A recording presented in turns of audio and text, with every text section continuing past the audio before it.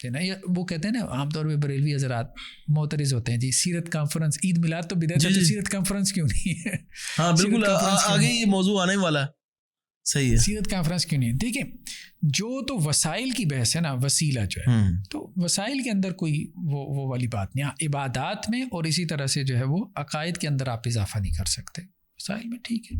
اچھا آپ اس کو کیا فرق کریں گے میلاد میں اور سیرت کانفرنس میں؟ یعنی کہ پروگرام کی مناسبت سے علیحدہ علیحدہ دیکھا جائے گا اس کو؟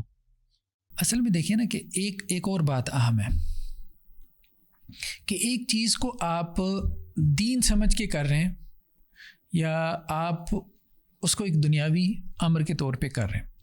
اگر ایک معاملے کو آپ دنیاوی امر کے طور پہ کرتے ہیں نا تو پھر اس میں بھی بدعت نہیں ہے, کیونکہ اللہ کے رسول صلی اللہ علیہ وسلم کی حدیث کیا ہے کہ من احدث فی امرنا ھذا, ہمارے دین میں جس نے اضافہ کیا نا تو یہ بدعت ہے. تو اس لیے ایک تو یہ ہے کہ ٹیکنالوجی کی یہ ساری بحثیں وغیرہ یہ نکل جاتی ہیں, ٹھیک ہے. کسی نے لینٹر ڈال لیا کہ جو اس وقت تو کچے مکان ہوتے تھے تو یہ بدعت نہیں ہے, نہیں, یہ دنیاوی معاملات ہیں. تو دنیاوی معاملے میں جدت جو ہے یہ بدعت نہیں ہے. ایک بات تو یہ ہوگی. دوسری بات اب یہ ہے کہ میلاد النبی کی بحث ہے. میلاد النبی میں اگر وہ اس کو ایک دینی جو ہے وہ عید کے طور پہ سیلیبریٹ کرتے ہیں, جیسے ہمارے دین میں اللہ کے رسول صلی اللہ علیہ وسلم نے 2 عیدوں کا اجرا کیا, جی عید الاضحیٰ ہے یا اسی طرح سے عید الفطر ہے. اب تیسری کوئی عید ہمیں نہیں ملتی.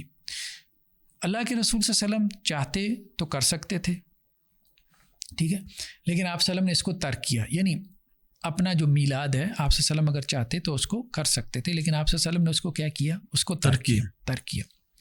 ہاں جو اللہ کے رسول صلی اللہ علیہ وسلم نے کیا وہ کیا ہے کہ آپ نے سوموار والے دن روزہ رکھا, اور اللہ کے رسول صلی اللہ علیہ وسلم نے یہ کہا کہ جی میں سوموار والے دن روزہ اس لیے رکھ رہا ہوں کہ اس دن میں اللہ نے مجھے پیدا کیا تو میں شکرانے کے طور پہ روزہ رکھ رہا ہوں. ہاں اب اس میں کوئی اگر اللہ کے رسول صلی اللہ علیہ وسلم کی اتباع کرے اور کہے کہ جی چونکہ اللہ کے رسول صلی اللہ علیہ وسلم دنیا میں آئے اور وہ اللہ کی ہمارے لیے ایک بہت بڑی نعمت ہے اور نو ڈاؤٹ بہت بڑی نعمت ہے, تو میں اس نعمت کے شکرانے کے طور پہ میں روزہ رکھتا ہوں, اس میں کوئی حرج کی بات نہیں. یعنی اگر اس طرح سے خوشی منائے تو کوئی حرج کی بات نہیں ہے. تو کہنے کا مقصد یہ ہے کہ مطلب بدعت جو ہے نا بیسیکلی وہ سنت کی مخالفت کا نام ہے. صحیح ہے. آپ صلی اللہ علیہ وسلم نے سنت کی ضد ہے, یہ نہیں کیوں سنت کی ضد. تو آپ صلی اللہ علیہ وسلم نے اگر خوشی منائی اپنی پیدائش کی تو اس کا ایک طریقہ جاری کر دیا, آپ اس طریقے سے منا لیں, کوئی حرج کی بات نہیں ہے, کوئی آپ کو منع بھی نہیں کرے گا. لیکن اگر آپ اس طریقے سے ہٹ کے کسی طریقے کا اجرا کریں گے تو وہ سنت کی مخالفت آ جائے گی. اور سیرت کانفرنس وغیرہ میں دیکھیں اللہ کے رسول صلی اللہ علیہ وسلم نے اس کو جو ہے مطلب نہیں کیا. ایک بات تو یہ کہ آپ صلی اللہ علیہ وسلم نے نہیں کیا. تو اب کیا یہ مقاصد میں ہے؟ تو مقاصد میں نہیں ہے. مقصد کیا ہے؟ مقصد ہے اللہ کے رسول صلی اللہ علیہ وسلم کے ساتھ تعلق پیدا کرنا, ٹھیک ہے.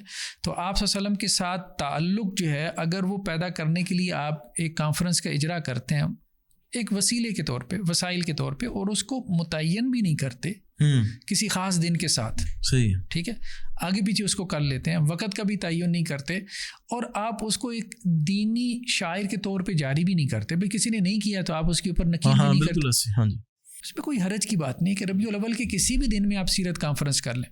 اگر دوسری طرف بھی اگر یہ معاملہ ہو مثال کے طور پہ کہ وہ ربیع الاول کے کسی بھی دن میں مثال کے طور پہ وہ کہتے ہیں کہ جی ہم نے نعتیں جو ہے وہ پڑھنی ہے, تو بس ٹھیک ہے بھائی. آپ اگر کسی بھی دن میں آپ دن کا تعین نہ کریں, آپ اس کی تخصیص نہ کریں, اور آپ جو ہے اس میں نعتیں وغیرہ جو ہے وہ مسجد میں چلیں اہتمام کر لیں کہ جی ہم پڑھوا لیتے ہیں, اور مقصود کیا ہو؟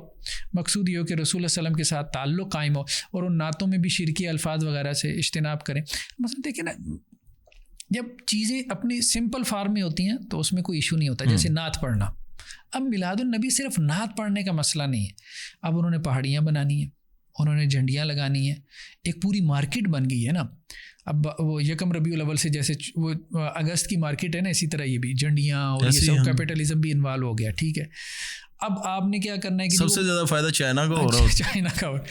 اور ان پہاڑیوں میں بھی کیا ہے, بچے کیا ہے وہ وقت کا ضیاع کر رہے ہیں, ٹھیک ہے. پھر نعتیں پڑھنے میں بھی شرکی الفاظ کا استعمال ہو رہا ہے, ٹھیک ہے. اس قسم کی چیزیں رائج ہو رہی ہیں. پھر یہ ہے کہ لوگ سارا دن نعت تو پڑھ رہے ہیں, نماز نہیں پڑھ رہے, تو بہت ساری چیزیں. پھر یہ ہے کہ وہ ماڈلز لا کے آپ نے اسٹیج پہ بٹھانا شروع کر دی, جیسے وہ ملتان میں ہوا, جی جی ٹھیک ہے. پھر لوگوں نے ڈھول کے ساتھ یہ کام شروع کر دیا, چوری کی لائٹ کے ساتھ یہ کام شروع پھر گانوں کی جو ہے وہ اس کے طرز پہ جو ہے وہ نعتیں شروع, تو بہت ساری وہ خرافات مل کے کچھ لوگوں نے یہاں تک کہ ہمارے یہ گھر کے سامنے گھر ہے تو یہ 3-4 سال سے محفل کروا رہے تھے, تو یہ ایک سیٹ بڑی VIP بنا کے نا اس کو خالی چھوڑ دیتے تھے, تو ہم چھت سے ان کو دیکھتے رہتے تھے.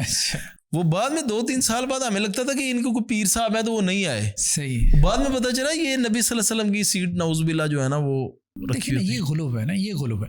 دیکھیں اگر تو میلاد النبی صرف اس کا نام ہے کہ جی مسجد میں ہم جو ہے وہ کوئی نعت خوانی کروا لیں, تو بھائی کوئی حرج کی بات نہیں, آپ کروائیں, ٹھیک ہے, کوئی حرج کی بات نہیں, اس کو سمپل فارم میں رکھیں نا, سمپل فارم میں رکھیں. لیکن جب آپ اس میں کوئی 15-20 چیزیں ایڈ کر کے ایک ملغوبہ سا ایک رسم اور ایک کلچر کی صورت میں اس کو آپ کر دیتے ہیں, اور جو مناتے ہیں ان کو جی یہ تو عاشقان رسول ہیں, جو نہیں ہیں تو وہ گستاخ ہیں, اور اس کو دین کی کوئی لازم چیز سمجھ لیتے ہیں اور دوسروں پہ نکیر کرتے ہیں, تو پھر وہ دین میں اضافہ اور ایک بدعت کی صورت بن جاتی ہے, وہ غلط ہے.